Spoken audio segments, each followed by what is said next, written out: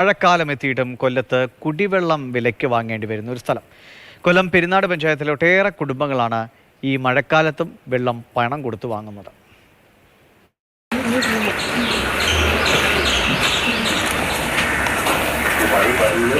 ഈ അവസ്ഥ അടുത്തെങ്ങും തുടങ്ങിയതല്ലെന്ന് നാട്ടുകാർ. ഇപ്പം നമ്മൾ ആഴ്ച ഒരിക്കലെങ്കിലും നമ്മൾ അവരെ വിളിച്ച് ബന്ധപ്പെടുന്നുണ്ട്. എന്തായി തീരുമാനം. അപ്പോൾ പറയുന്നത് കളക്ടറേറ്റിൽ പോയിട്ട് ഒരു കാര്യമില്ല, ഇനി സെക്രട്ടേറിയറ്റിൽ പോകണമെന്നാണ്. ഞങ്ങൾ എന്ത് ചെയ്യണമെന്ന് ഞങ്ങൾക്ക് പോലും ശേഖരിച്ച് വെച്ചേക്കോ വീട്ടിൽ നിന്ന്. കൊല്ലം പെരിനാട് പഞ്ചായത്തിലെ ചിറക്കോണം നാന്തിരിക്കൽ പ്രദേശത്തെ കുടുംബങ്ങളാണ് വെള്ളത്തിനായി നെട്ടോട്ടം ഓടുന്നത്.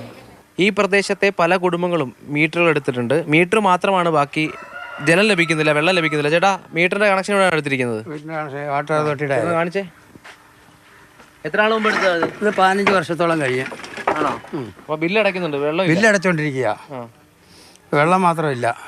ഇപ്പൊ ഏതാണ്ട് 1 വർഷത്തോളമായി ഒട്ടും വെള്ളം കിട്ടുന്നില്ല. ഡിസംബർ മാസം പകുതിയായാൽ പ്രദേശത്തെ കിണറുകൾ വറ്റും. പിന്നെ ഏക ആശ്രയം വാട്ടർ അതോറിറ്റി ലൈൻ പൈപ്പുകളാണ്. അതും കരുതിയില്ലെങ്കിൽ വെള്ളം പണം കൊടുത്ത് വാങ്ങണം.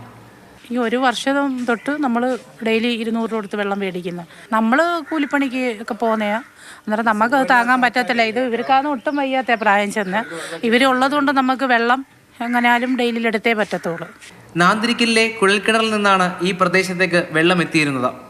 ഈ കിണർ കേടായത് 10 മാസം മുൻപാണ്. ഇതെല്ലാം ഓരോ വീടുകളാണ്. ഓരോ വീട്ടിലും 5-6 ആളുണ്ട്. അപ്പോൾ അവരെല്ലാം ഇപ്പോൾ കുടിവെള്ളം മേടിക്കുക. ഇപ്പം തന്നെ നിങ്ങൾ കണ്ടില്ലേ ഒരു ലേഡി എടുത്തുകൊണ്ട് വരുന്നത്. അത് എവിടെ നിന്ന് എടുത്തുകൊണ്ട് വരുമെന്നറിയാമോ? ഈ താഴെ എവിടെങ്കിലും ഒരു വീട്ടിൽ നിന്ന് കൊണ്ടുവരുക. പുതിയ കിണർ നിർമ്മിച്ച് മോട്ടോർ വാങ്ങിയിട്ടും പഞ്ചായത്തും ജല അതോറിറ്റിയും കാര്യങ്ങൾ വൈകിപ്പിക്കുന്നെന്നാണ് പരാതി.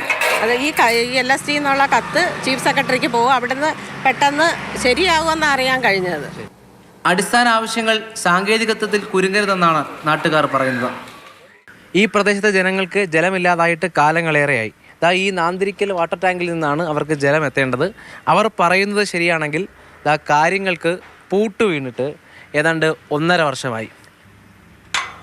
ഷാനവാസ് ഫരീദിനൊപ്പം രാഹുൽ ജി നാഥ്, മാതൃഭൂമി ന്യൂസ്, കൊല്ലം.